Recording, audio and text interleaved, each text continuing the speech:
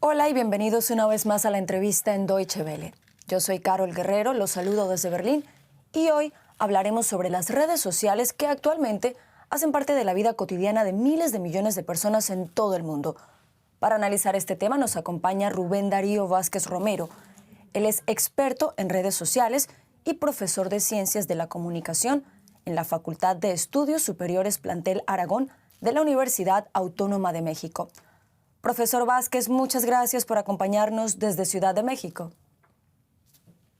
¿Qué tal, Carol? Muy buenos días. Un saludo a ti y a todo tu auditorio.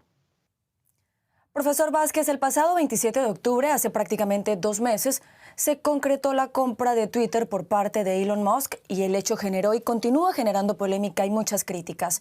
¿Qué tan justificada es esta controversia?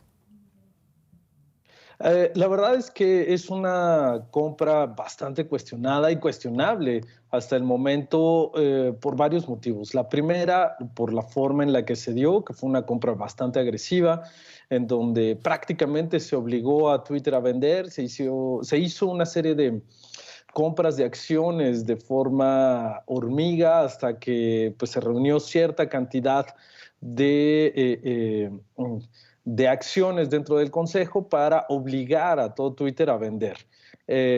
Por otra parte, también hasta el momento no ha sido muy claro cuál es la intención que tiene Elon Musk respecto de comprar una red social que no necesariamente es la más importante dentro del espectro de las redes sociales. Si nosotros analizamos y comparamos los números que tiene la familia Meta, me refiero a Facebook e Instagram, o TikTok, por ejemplo, que es una de las redes de mayor crecimiento en el mundo, veremos que Twitter tiene una cantidad de usuarios mucho menor. Apenas tiene una décima parte de la cantidad de usuarios que tiene la familia Meta. Y la verdad es que no queda muy claro cuál es la intención en este caso, ¿no? Nosotros podríamos estar especulando sobre lo que está buscando Elon Musk, pero no serían más que eso, más que especulaciones. Por una parte, podríamos pensar que se trata de una compra que tiene como intención entrar en esta economía digital que impulsó la pandemia. Como recordaremos, pues la pandemia hizo que nos digitalizáramos a la fuerza. Y por otra parte, tendríamos una situación muy peculiar con Twitter, puesto que si bien no es la red social más importante en el mundo o la que tenga la mayor cantidad de usuarios, sí es una red social en la que se ha asociado muchísimo a la libertad de expresión, a la que se ha asociado también con diversos debates políticos muy importantes en todo el mundo. Sí. Esto le brindaría a Elon Musk una tribuna muy importante para empezar a debatir y construir una propia agenda que no tiene que ver con el poder económico, sino con el poder político. Y esto le podría dar un asiento a Elon Musk para sentarse a platicar con gobiernos, con naciones, con organizaciones muy importantes para impulsar la agenda digital que se está llevando a cabo en este momento. Antes de hablar de ese poder político, profesor, se estima que en este 2022 más de 4.700 millones de personas en todo el mundo han utilizado alguna red social. Estamos hablando de más de la mitad de la población mundial, lo que otorga un poder muy grande a estos dueños de compañías, como usted mencionaba, Meta o Twitter, es decir, a Mark Zuckerberg y a Elon Musk, entre otros. ¿Cuáles son los peligros de que particulares como ellos tengan tanto poder en sus manos? Es un peligro latente y muy grande, la verdad, porque, eh, bueno, hay que recordar que efectivamente las redes sociales son espacios de interacción social, pero tienen dueños. Es decir, no son espacios públicos, no pertenecen a ninguna nación ni a ningún estado, ni mucho menos. Pertenecen a grupos muy determinados y tienen dueños. Y ellos son quienes han puesto las reglas en ese sentido. Nosotros como usuarios, digamos, hasta ese momento estamos desprotegidos frente a todo el poder que tienen las redes sociales.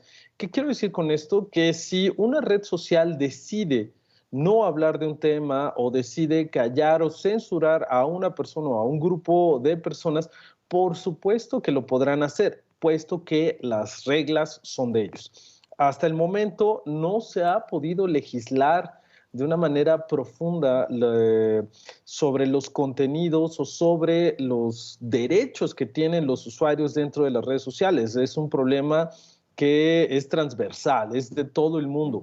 No lo ha podido hacer ni el Congreso estadounidense, ni el Parlamento Europeo, ni algunos países asiáticos no lo han podido hacer. Y esto se debe a la naturaleza misma de las redes sociales. Ellos se ven así como plataformas de telecomunicaciones y no como generadores de contenido. Sin embargo, también es cierto que las redes sociales han tomado decisiones unilaterales al censurar a ciertos grupos y no dejarlos hablar sobre ciertos temas o simplemente tirar sus cuentas. ¿Por qué el Congreso de los Estados Unidos o por qué Europa no ha tenido en sus manos las herramientas necesarias para poder regular estas redes sociales? ¿Qué es lo que pasa? ¿Qué es lo que está obstaculizando esta regulación? La naturaleza misma con la que fueron creadas y fueron concebidas las redes sociales en algún momento. Esto implica que cuando las redes sociales empezaron a existir, se consideraron a sí mismas plataformas de telecomunicaciones, es decir, no creadoras de contenido ni reguladoras de contenido. Los contenidos los hacen los usuarios. Por lo tanto, las redes sociales siempre se han lavado las manos respecto de lo que los usuarios están publicando dentro de sus plataformas. Ahora bien, en ese sentido, existen lo que se conoce como reglas comunitarias. Y estas reglas comunitarias se refieren a cuáles son los contenidos que las redes sociales consideran que no deben estar presentes en sus plataformas y tienen que ver con delitos, o sea, por ejemplo, fraudes bancarios, medicinas milagro, por supuesto, comercio sexual, trata de personas, discursos de odio, en fin, todo News. eso es lo que se...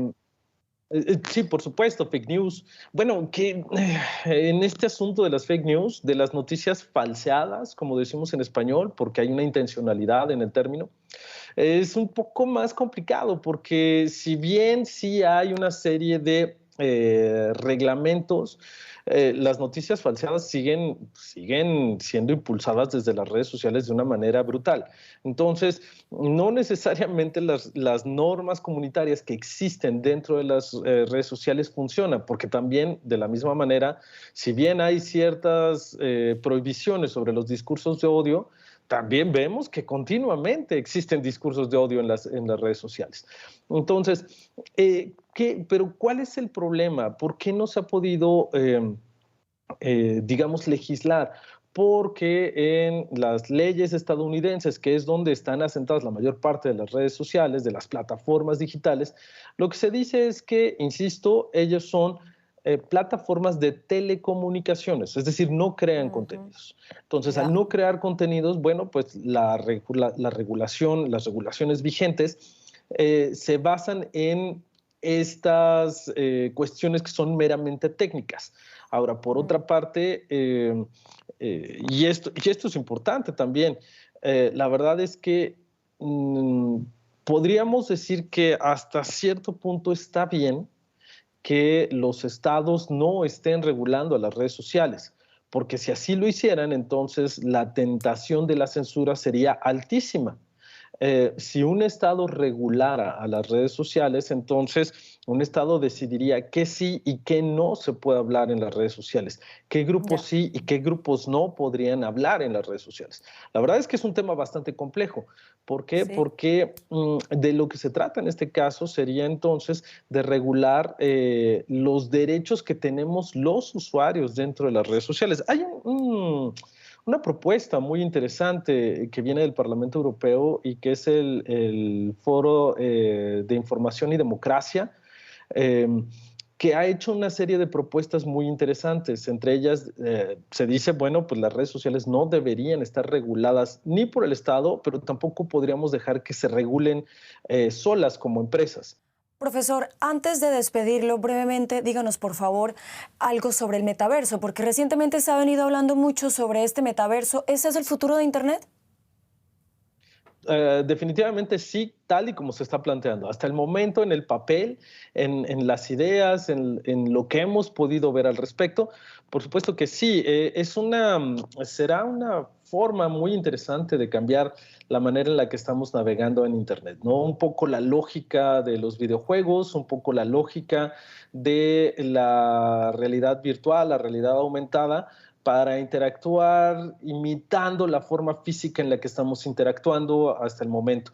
Entonces nosotros podríamos entrar al metaverso por diferentes puertas, o sea, por una cuenta de videojuegos, por nuestra cuenta en la familia Meta, por nuestra cuenta en algún servicio de streaming, etcétera. Y nosotros podríamos entrar ahí, convivir con amigos, familiares, ir a una junta de trabajo, e inmediatamente después salir a ir a un centro comercial para terminar a lo mejor en un concierto virtual. Va a ser muy interesante. En este momento el metaverso está muy enfocado hacia, digamos que tres cosas. La primera es las labores de trabajo. Está muy enfocado hacia el mundo laboral, donde se van a poder hacer reuniones, juntas, trabajo colaborativo, etcétera. Está muy enfocado también hacia el mundo del entretenimiento y, por supuesto, también, y lo más importante, lo que se está viendo hasta el momento es que tiene un gran impulso hacia el comercio electrónico, ¿no? Que es lo que finalmente detonó la aparición o detonó los trabajos que se están haciendo sobre el metaverso. Aún no queda muy claro cuándo va a llegar. Se hablaba hace apenas un año que aproximadamente en 3 o 4 años, aproximadamente habría unos 1.000 millones de usuarios, según Mark Zuckerberg, navegando en el metaverso. Sin embargo, bueno, pues como van las cosas, va un poco más lento, no hemos podido ver mucho, pero sin duda será una revolución en la forma en la que estamos navegando en este momento. Señor Rubén Darío Vázquez Romero, experto en redes sociales y profesor de Ciencias de la Comunicación en la Facultad de Estudios Superiores Plantel Aragón de la Universidad Autónoma de México, muchas gracias por habernos acompañado. Gracias a ustedes, un saludo a ustedes y a todo su auditorio.